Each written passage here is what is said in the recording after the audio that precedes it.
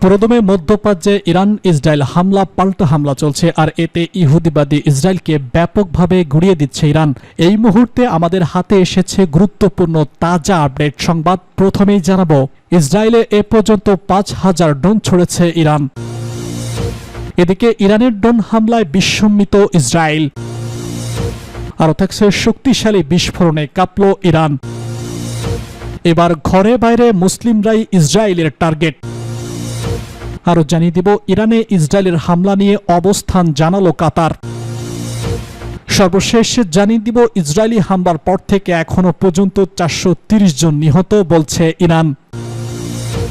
ইসরায়েলে এ পর্যন্ত ৫ শতাধিক ড্রোন ছুড়েছে ইরান।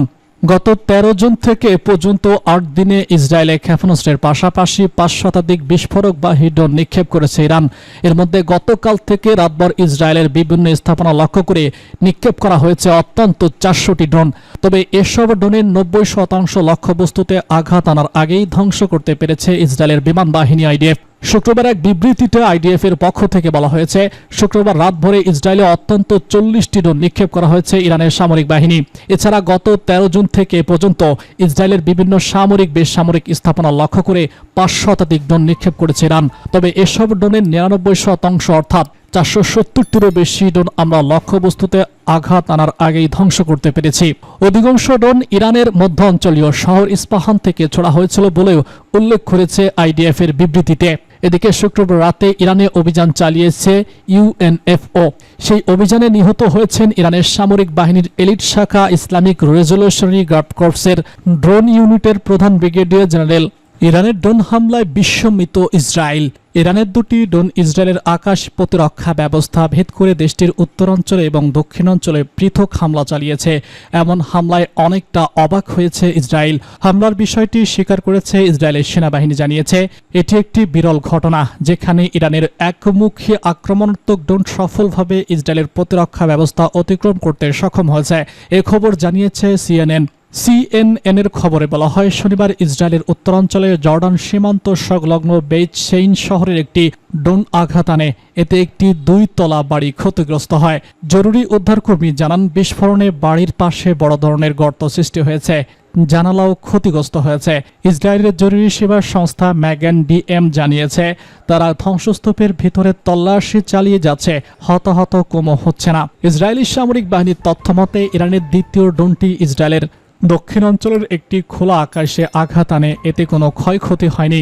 ইসরায়েল ইরানে হামলা শুরু হওয়ার পর থেকে ইরান যে পরিসংখ্যান ড্রোন ছড়েছে তার মধ্যে বেশিরভাগই লক্ষ্যবস্তুতে পৌঁছানোর আগেই প্রতিহত করা হয়েছে বলে দাবি করেছে ইসরায়েলি বাহিনী।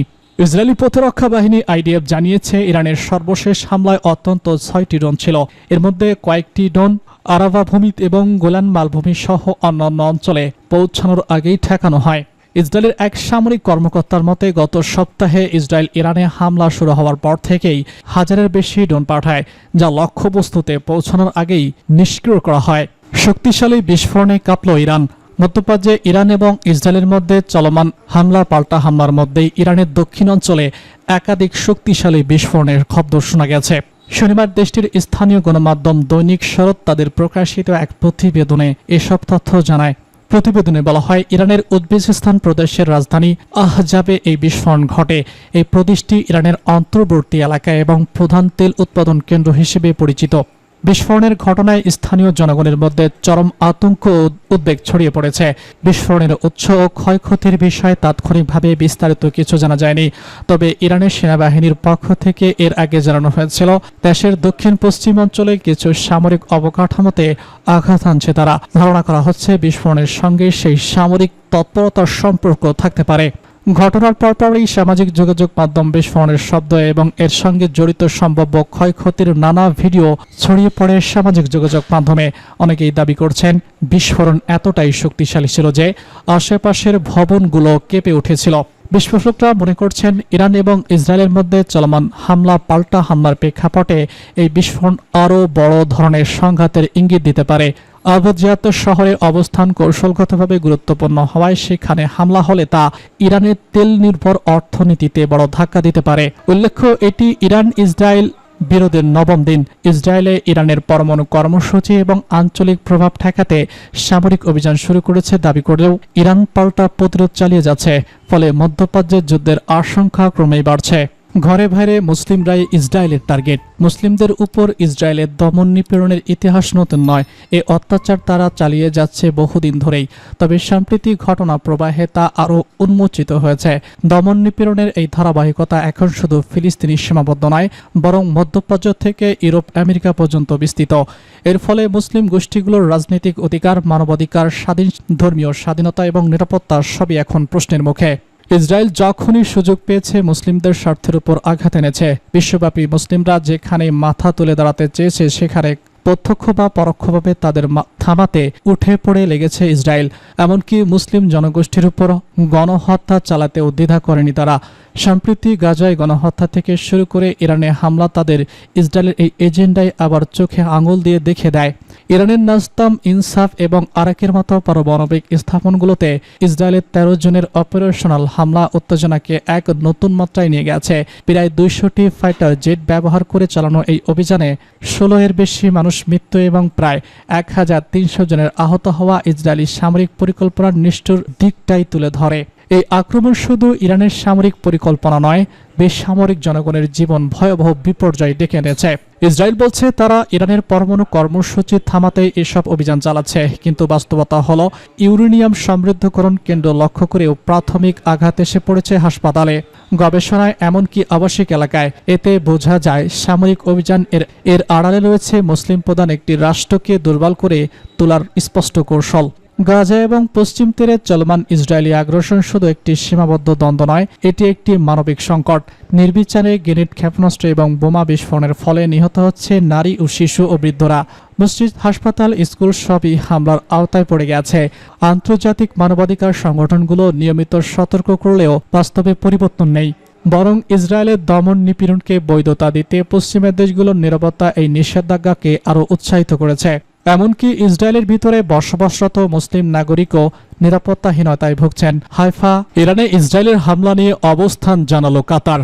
ইরানের পররাষ্ট্রমন্ত্রী আব্বাস কারাকচির সঙ্গে বৈঠক করেছে কাতারের প্রধানমন্ত্রী এবং পররাষ্ট্রমন্ত্রী শেখ মোহাম্মদ বিন আব্দুর রহমান আল থানি। তুরস্কের ইস্তম্বুলে অনুষ্ঠিত ইসলামিক সহযোগিতা সংস্থা এর 51তম পররাষ্ট্রমন্ত্রী সম্মেলনের ফাঁকে সাক্ষাৎ করেন তারা। বৈঠকটি আঞ্চলিক শান্তিপূর্ণ পরিস্থিতি, বিশেষ করে ইরানের ভূখণ্ডে ইসরায়েলের সাম্প্রতিক সামরিক আগ্রাসন নিয়ে বিশদ আলোচনা হয়। কাতারের প্রধানমন্ত্রী এই হামলাকে আন্তর্জাতিক আইন এবং ইরানের সার্বভৌমত্বের স্পষ্ট লঙ্ঘন বলে অভিহিত করেন। তিনি কাতারের পক্ষ থেকে ইসরায়েলি আগ্রাসনের তীব্র নিন্দা জানান এবং বলেন এই ধরনের আক্রমণ মধ্যপ্রাচ্যে অস্থিতিশীলতা আরও বাড়িয়ে দেবে।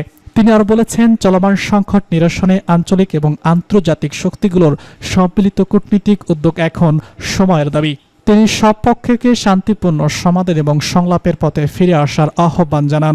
কাতারের পক্ষ থেকে জানানো হয়, দেশটি আঞ্চলিক শান্তি এবং নিরাপত্তা প্রতিষ্ঠার অংশীদার দেশগুলোর সঙ্গে ঘনিষ্ঠভাবে কাজ করা হচ্ছে এবং ভবিষ্যতেও এই প্রচেষ্টা অব্যাহত থাকবে। ইরানের পররাষ্ট্রমন্ত্রী আব্বাস বাগার্চি কাতারের অবস্থান এবং সমর্থনের জন্য ধন্যবাদ জানান এবং কূটনীতিক এবং শান্তিপূর্ণ উপায়ে সংকট সমাধানে সহযোগিতার আশ্বাস দেন। ইসরায়েলের হামলার পর থেকে এ পর্যন্ত অন্তত 430 জন নিহত বলছে ইরান। গত সপ্তাহে ইসরায়েলি হামলা শুরু হওয়ার পর থেকে ইরানে কমপক্ষে 430 জন নিহত হয়। এছাড়াও ইসরায়েলি হামলায় আহত হয়েছে কমপক্ষে 3500 জন। শনিবার দেশটির স্বাস্থ্য মন্ত্রণালয়ের বরাত দিয়ে এই তথ্য জানিয়েছে স্থানীয় নূর সংবাদ সংস্থা। ইসরায়েলের সঙ্গে সংঘাত শুরু হওয়ার পর কয়েক দিনের মধ্যে এবারই প্রথম ইরানের সরকার আনুষ্ঠানিকভাবে হতাহতের এনহাত পরিসংখ্যান প্রকাশ করল। এদিকে ইসরায়েল জানিয়েছে ইরানের সঙ্গে সংঘাত শুরু হওয়ার পর থেকে সেখানে 25 জন নিহত হয়েছে, যার মধ্যে একজন হৃদরোগে আক্রান্ত ছিলেন আর আহত হয়েছেন 2517 জন। মধ্যপ্রাচ্য আঞ্চলিক দুই প্রতিদ্বন্দ্বী ইরান এবং ইসরায়েলের মাঝে টানা নবম দিনের মধ্যে পাল্টা হামলা চলছে। ইরানের পারমাণবিক এবং সামরিক স্থাপনায় 13 জন ইসরায়েলের হামলার মাধ্যমে শুরু হওয়া এই সংঘাত মধ্যপ্রাচ্যের চরম উত্তেজনা তৈরি করেছে।